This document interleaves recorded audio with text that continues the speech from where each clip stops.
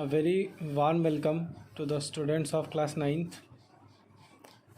Today I am going to teach you next topics after the topic I finished in last video, that is distance and displacement, and after that I have teached you speed. तो basically मैंने आप लोगों को last topics में या last videos में motion, rest, distance, displacement, speed, ये सब के बारे में बताया था। आप लोग वीडियोस अगर नहीं देखे हैं अभी तक तो प्लीज़ उसको जाके देखिए और उस पॉइंट को नोट कीजिए जो मैंने आपको बताया था। तो बेसिकली उसके बाद का जो आज का आपका पॉइंट है वो पॉइंट है आपका एवरेज स्पीड। तो जैसा कि आपका जो चैप्टर 1 है मोशन, जो आप लोग 2-3 वीडियोस इसके पहले उसी के ऊपर देखा होगा, तो इस वीडियोस में मैं आपको आज स्पीड के बाद एवरेज स्पीड बताने जा रहा हूँ।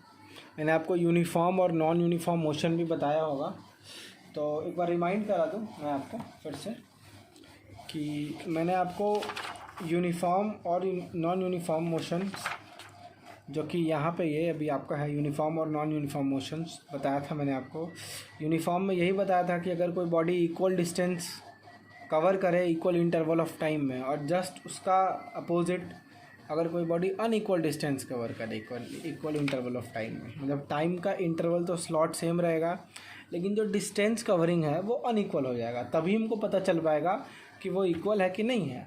तो इससे क्लैरिफाई हो गया मेरा यूनिफॉर्म और नॉन यूनिफॉर्म। उसके बाद मैंने आपको स्पीड के बारे में बताया था, डिस्टेंस बाय टाइम।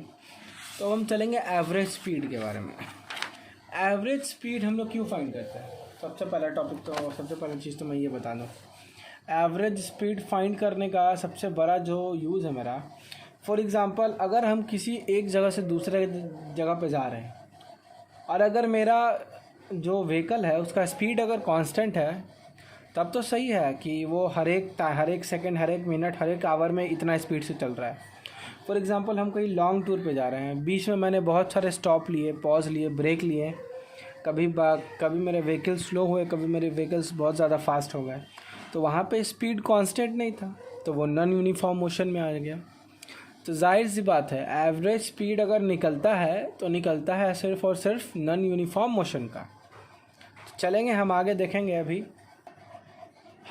अभी इसमें कि कैसे हम लोग एवरेज स्पीड निकालते हैं। पहला चीज़ तो मैंने आपको बता दिया एवरेज स्पीड के बारे में कि वो यूनिफॉर्म मोशन का कभी नहीं निकलता, वो जब भी निकलता है तो नॉन यूनिफॉर्म मोशन का निकलता है, क्योंकि यूनिफॉर्म स्पीड में तो एवरेज स्पीड मेरे को पता ही होता है, जो कि उसका एक्चुअल स्पीड है वही उसका एवरेज है।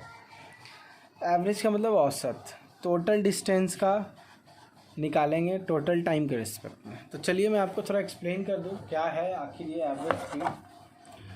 देखिए मैं यहाँ पे कुछ लिखा हूँ एवरेज स्पीड के बारे में। It is the ratio of total distance covered in total interval of time. ये है एवरेज स्पीड का formula, total distance by total time, जिसका यूनिट है आपका मीटर पर सेकेंड, या इसको मीटर पर सेकेंड ऐसे भी लिखते हैं, एक्सपोनेंशियल टर्म में ऐसे भी लिखते हैं मीटर पर सेकेंड। अब देखिए एवरेज वेलोसिटी का है डिस्टेंस बाय टाइम, डिस्टेंस है टोटल और टाइम भी है टोटल। यहाँ पे देखिए ये डिनोशन, ये फार्मूला डिनोशन है, इसको मैंने नीचे आपको बता दिया कि कौन से वर्ड या कौन से डिजिट्स या कौन से फार्मूलाज कंपोनेंट्स किस चीज़ को डिनोट करते हैं। तो VAB का मतलब एवरेज स्पीड, S का मतलब डिस्टेंस जो कि यहाँ टोटल होगा, और T का मतलब टाइम जो कि यहाँ टोटल होगा। तो टोटल डिस्टेंस और टोटल टाइम का फेनोमेना मैं बताता हूँ। फॉर एग्ज़ाम्पल एवरेज निकालना है मेरे को। अगर मैंने किसी बॉडी में, फॉर एग्ज़ाम्पल मैं आपको एक एग्ज़ाम्पल देके एक्सप्लेन कर दूँ। पहले तो आप इस चीज़ को यहाँ पे थोड़ी देर के लिए पॉज करके इस पूरे चीज़ को नोट कर लीजिएगा, फिर मैं आपको बताता हूँ कि इसका यूज़ क्या है और कैसे हम लोग इसका यूज़ करते हैं, तो उसको भी देखिएगा आप लोग।